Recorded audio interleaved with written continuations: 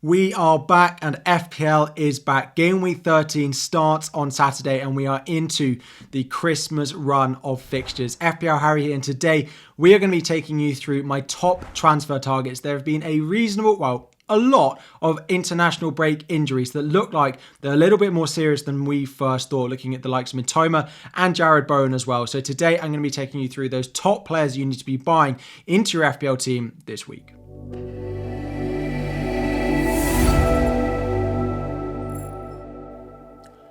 So having a look at some of those top transfer targets. If you enjoy these videos, please make sure to like the video. 1,000 likes is the aim. Subscribe if you are new around here as well. The only two real players, I normally have a section at the start, which is highly owned players that I think you should still consider or still definitely be buying into your team if you can. And last week we had 6, and this week we only have 2. I've taken quite a few of them off the list. I've taken Ollie Watkins off the list just because their fixtures going forward are a little bit more difficult, which makes him not as essential as he has been in previous weeks. I've taken Kieran Trippier off the list because of the injuries that Newcastle have and the form that they've shown.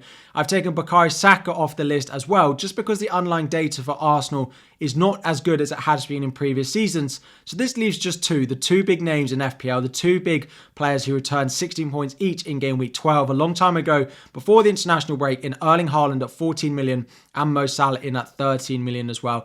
I think fitting both of these into your team is worth it. The squad you can still build around them with some of the cheap enablers we're going to talk about in this video is definitely worth it. So if you are looking for a forward and you don't own Haaland, you are looking for a midfielder and you don't own Salah, for me these are still the best options in that position. Now, a few highly transferred in players that I actually think you should be avoiding of going and buying into your team this week. The first up, they're actually all defenders. Now, there aren't masses of defenders I do think you should be buying this week, but 3 of the most transferred in options are, first up is Jamal Lascelles of Newcastle. We have heard that Sven Botman might be nearing a return sooner than we expected. He has been training out on the grass over the international break, and it looks unlikely that he's going to require surgery, which means he should be back sooner. If he's back sooner, then that puts Jamal Lascelles' place in very big jeopardy about how long he's likely to keep his place in that Newcastle team for.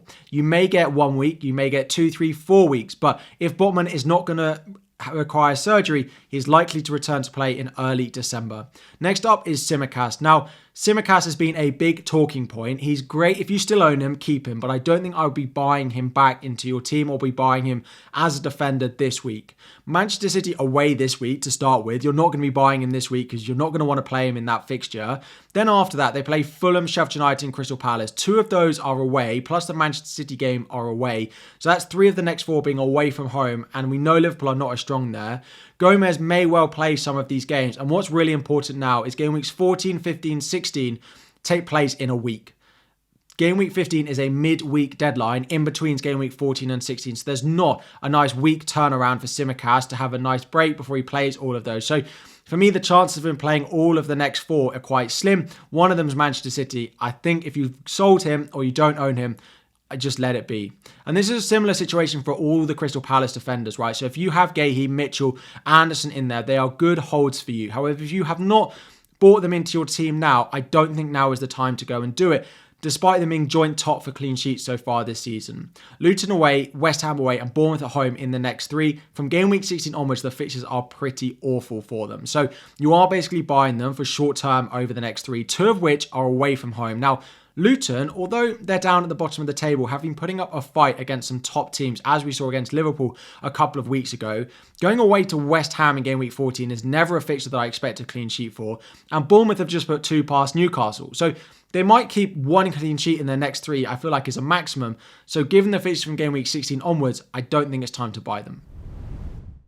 So looking at some of those players that I do think you should be buying, starting in defence. So I really like a differential punt on Ryan Aït-Nouri of Wolves. Wolves look really good. They've been very unfortunate not to get more points than they have. Ryan Aït-Nouri only has 12 points. That's 1.25 points per 90. However, the underlying data, 0.2 XGI, expected goal involvement per 90 minutes he's on the pitch, is really good. The fixtures fall really nicely for them as well. The difficult weeks we have for defences are game week 13, game week 16 and game week 18 as well, where there is the blank game week. Fulham away, Forest at home and Chelsea at home are some of the best fixtures you can get across those 3 game weeks. They also have Burnley at home in that run as well. He's playing left wing back, left midfield at times for Wolves. I think his positioning is really good. He's missed a couple of big chances. The attacking returns are definitely there. Wolves' defensive numbers, I do think, will improve given some of the fixtures they have coming up. Staying in defence, it is the big man. It is Saliba. He has risen in price again after scoring in game week 12. He's up to over 25% owned, but for me, he is still the number one defender I'd want in my team. I have Gabriel, and I do not like the rotation that I potentially see with him going forward. Saliba, it's normally that Gabriel's more goal threat, but Saliba has been scoring goals. If you are looking for a defender this week, it is Saliba. He is a long-term hold. Arsenal have the best defensive numbers in the entire league with an expected goal conceded every 127 minutes. That's less than one a game so far this season. And given that they play Brentford, Wolves, Luton in the next three, I definitely think he could be on for more returns. Moving up the pitch now, we have Kudus of West Ham. To talk about him, before we go and talk about him, let's talk about Jarrod Bowen. So we've heard updates that don't look great for Jarrod Bowen being available for game week 13 and maybe even game weeks 14 and onwards. Apparently he has fluid in his knee, which might require a little bit of treatment. He is going to see a specialist today of recording, so on Wednesday, and hopefully we get an update on Friday.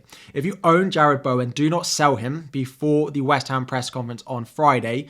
If we get an update that it's only a short term and he might miss game week 13, he is worth keeping for game weeks 14, 15, 16. However, if the diagnosis is bad and he's going to miss at least game weeks 14, 15 and 15, because worth remembering that game weeks 14, 15, 16 take place in a week. So if you're a doubt for the first one, you're a doubt for all three of them, that is when you're going to sell him. Even with him being a doubt, I have spoken about Kudus being a decent enough option and even a good competitor to Bowen, despite maybe not having as many returns over the past couple of weeks.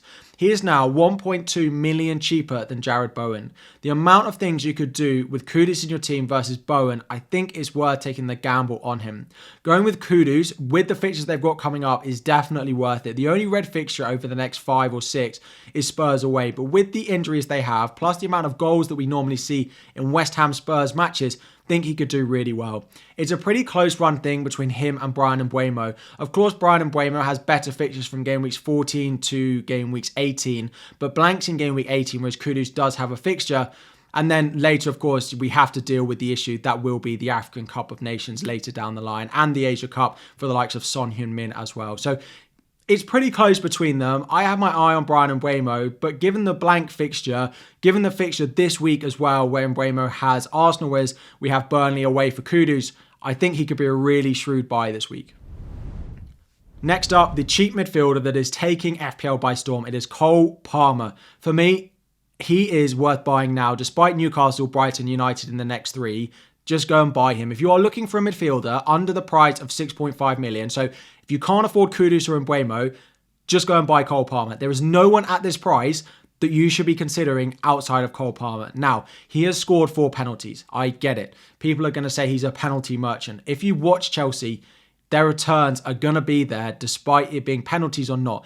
I expect with Nkunku coming back, he will keep penalties given how well he's converted them, even under pressure against Manchester City as well. He is 5.2 million. From game week 16 onwards, the fixtures look like a sea of green. He is so involved in what Chelsea are doing. It's just, for me, it's not one to overthink. Don't look at other options in and around that price. If you've got Gordon, fine. If you've got Hwang Hee-chan, fine. If you're buying in new at that price, Cole Palmer is the best midfield under 6.5 million. No one else should be considered for me. And finally, the forward in this list is Dominic Solanke. This might look a little bit recency biased going off these 2 goals he scored in game week 12. However, I do have to say I did recommend buying him about 3 or 4 weeks ago. Now, maybe I would have advised selling him before that Newcastle game, but that's neither here nor there. The fixtures coming up between now and Christmas are really nice. They do go on a really nice run. He does have Sheffield United away. And even last year, when I owned him, and this year, he has a very good record of scoring goals in the Premier League. His underlying data of over 0.5 expected goal involvements per 90 minutes he's on the pitch is really good.